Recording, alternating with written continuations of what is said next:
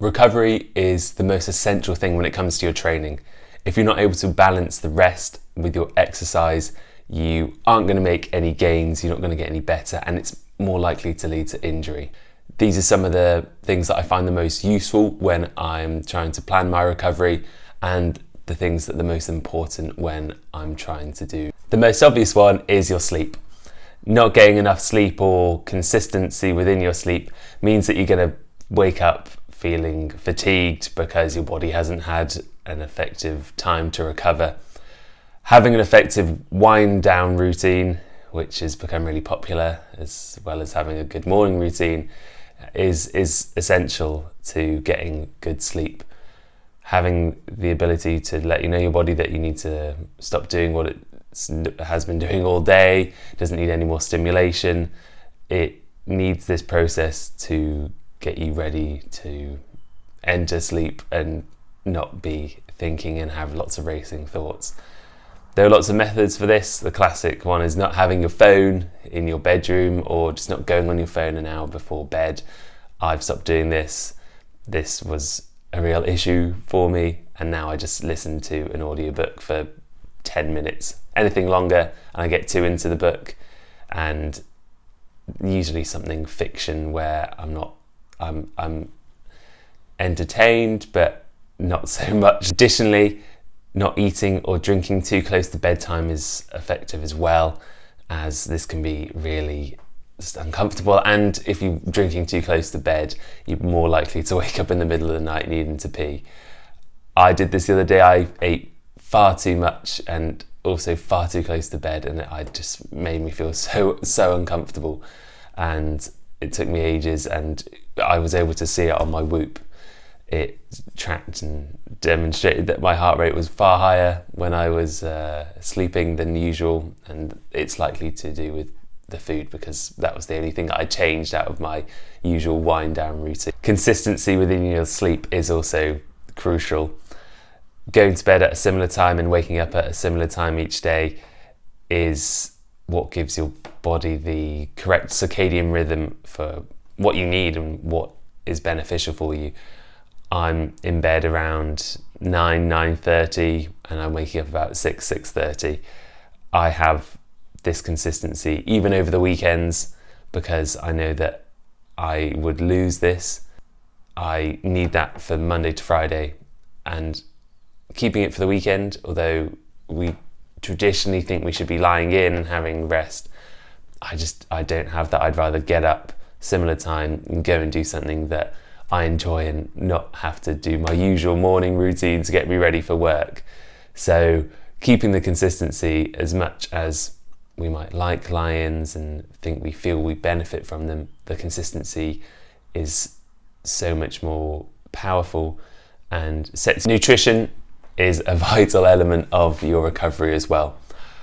I always have a protein shake and some form of carbs straight after whatever exercise I'm doing. So whether that's being in the gym, a full day of cricket training, a couple of hours of VI rugby, and especially after a long distance run, so anything over 25 kilometers at the moment, I always have a protein shake ready to go. I make 2 protein shakes before I go to bed, just so I know that the next day those are the 2 I'm going to be having, as I'm also trying to make sure I have the right amount of protein each day, aiming for about 150 grams during all of my meals, and using the shakes just to make sure I'm getting up to that range.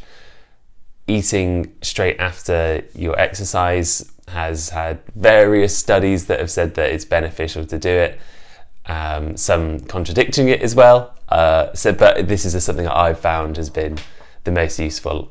During gym sessions, I'll also drink a protein shake. I think it's more of a placebo effect, that I feel that it's keeping the gains or keeping me strong and repairing as I'm going. But I live by it, and I've been doing it for about 10 years, and it's just something that's a part of my routine now when I go to the gym. Fueling during sessions is also important. You are continuing to lose energy as you are putting in the effort throughout the session, so making sure that you're using more than just water. So it might be some water with electrolytes, might be something like a Lucozade, or sweet. Going to sessions without any fuel or food or whatever can also be a bit challenging. However, I appreciate that some people go into sessions fasted for a reason and then make sure to consume their calories after. So it's just finding what works really, because we're all individual, we all have different preferences, and when it comes to eating, it's whatever you can handle. And I know some people can get a bit obsessed and it can get really detrimental. So it's working out what you prefer. I have my methods of, I always eat if I'm having a big session. So before a vision impaired cricket training camp, before vision impaired rugby, before a big run, I will eat 2 hours before and have a coffee, and that's me done. I won't have anything until the session, and then I'll be having simple sugars throughout the sessions. That's sweets, gels, Lucozade, electrolyte drinks, whatever I've chosen for that day. Yes, I am wearing different clothes and it is a different day. I didn't manage to finish filming on the weekend. I had a training camp to get to, so I had to stop there and head off to get a train. But I continue. So the next thing that's really important for recovery is stretching. I've been stretching nearly every day for the past 3 years, and before that I'd be stretching a couple of times a week for probably about 9 years before that. It has been a really important part of keeping me injury free, being a bit more flexible, and when I've been strength training, although I don't have a lot of muscle mass, being able to be a bit more supple just reduces that injury risk, whether you're getting into awkward positions or falling, depending on what you're doing, or for the sports I do, it's diving around for cricket, and sort of the agility of moving off one foot to the other for rugby, just having the agility sort of reduces any risk that my ankles will face, because there's the flexibility there. The range of motion means I'm less likely to get injured, although I'm not invincible. I've had many injuries due to overtraining really. So from that side, it's good to have the stretching for recovery to sort of put your muscles back into the same length or increasing them depending on the time that you're stretching for. And the other side is that you need to make sure there is strength there as well, and sort of having the balance of strength and flexibility will give you that extra sort of bulletproofing, for want of a better term or use of a very popular term. Just including stretching. Doesn't have to be every day. That's just my general routine. It's at least 5 to 6 times a week, but that, if you can build that into your week, that's great. If it's only a few times, that's better than nothing. So having that stretching in there will really help you sort of move forward and keep you less at a risk of getting an injury. Maintaining active is also another important element to recovery. I think when we think of recovery and rest, we often think about just sitting on the sofa, watching TV, just eating whatever we want. But getting up and moving, at least going for a short walk, keeps the blood flow going through the muscles and gets rid of any waste products that are in there that you've built up through fatigue. So that's a bit of lactic acid.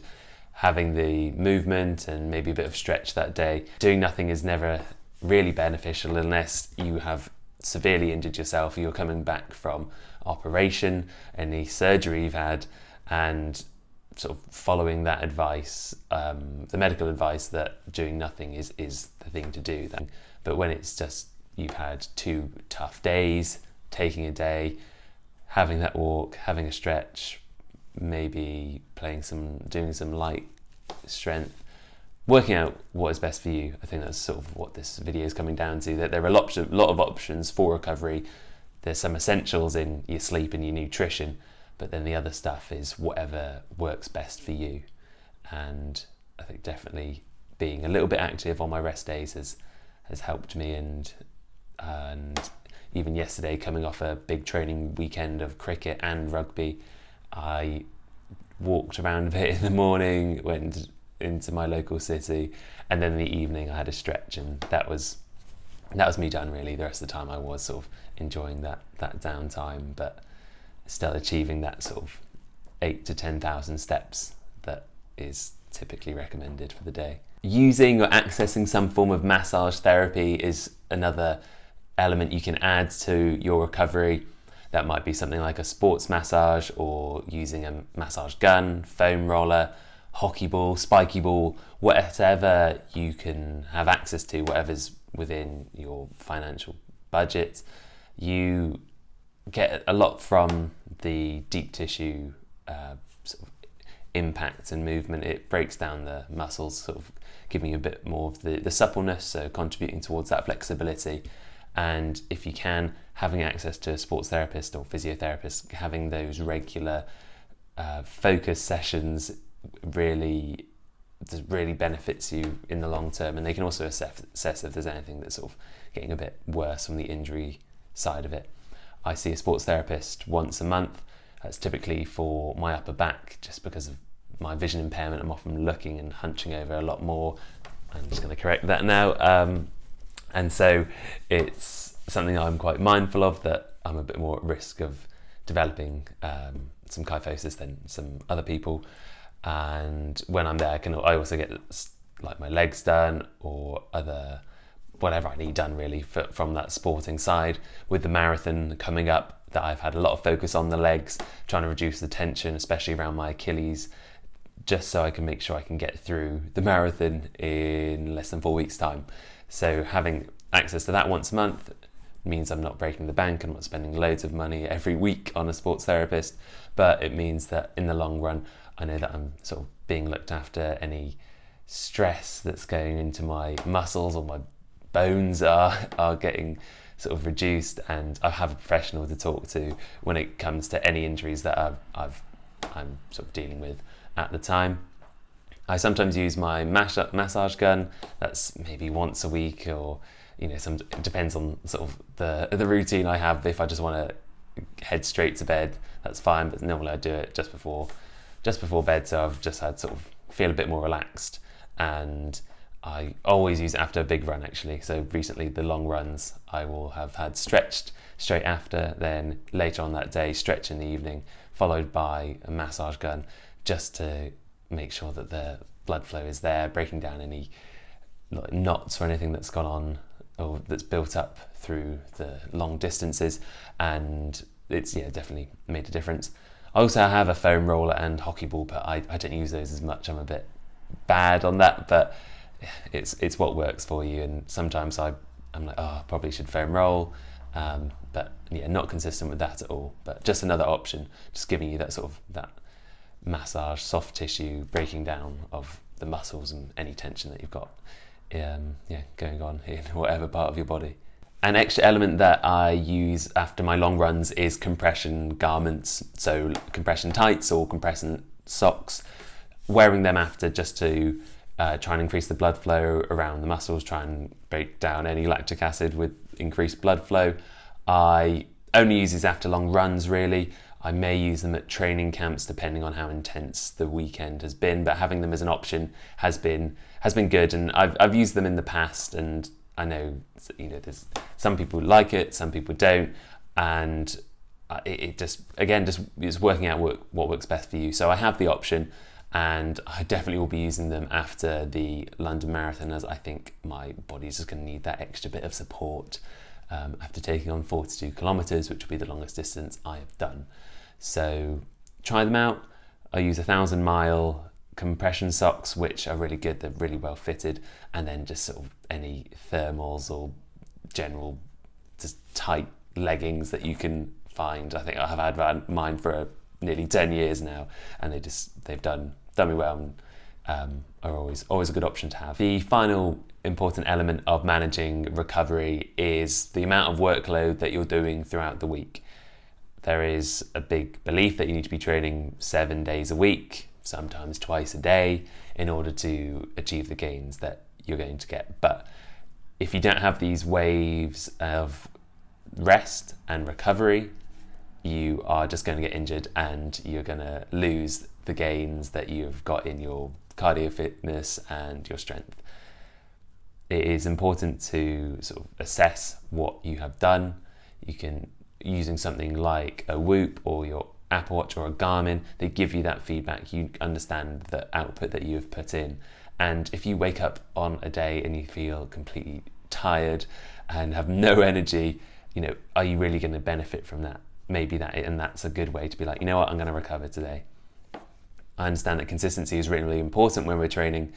However, we need to manage this because in the periods of rest and recovery, that's when our body adapts, and then we go again, and we just need to follow that cycle of training and recovery. It's a real simple, but it can be really hard because of the pressures that we see online and the people around us. I often hear people running outside of where I live, and I'm like, it'd be great to go out and get another run in, but I've just come off a big weekend of training, and I know that having an extra session is going to push me further, and I'm just going to become exhausted, and I'm probably going to need longer than one day off like I did yesterday. So assessing where you're at, being comfortable with resting and recovering and doing these sort of activities, sort of focusing on your nutrition for the day, having some stretching, maybe using some form of massage therapy to help on that day, but recognizing that is going to be just as beneficial as being in the gym, being on the track, being outside, whatever it is that you enjoy doing for your fitness. That recovery is so important, and being able to nail your sleep, nutrition, and using any other form of recovery method you can will set you off for a good stead. So I hope this has been helpful. I hope it has been insightful. I have been following all of these methods for some of them for years and some nearly a decade, and they've sort of helped with my injury prevention. They've kept me going. I'm able to compete at high levels within vision impaired sports, and it's now how I'm able to be ready for the marathon that I'm taking on in a few weeks, and I'll be taking these methods going forward for the longer distances and other fitness challenges that I want to do over the next 12 months. So if this has been helpful, like the video, subscribe, comment anything else you want to find out, especially if it's around vision impairment and how I do sports, or just sort of general fitness advice that you're looking for. So thanks for watching, and catch you soon.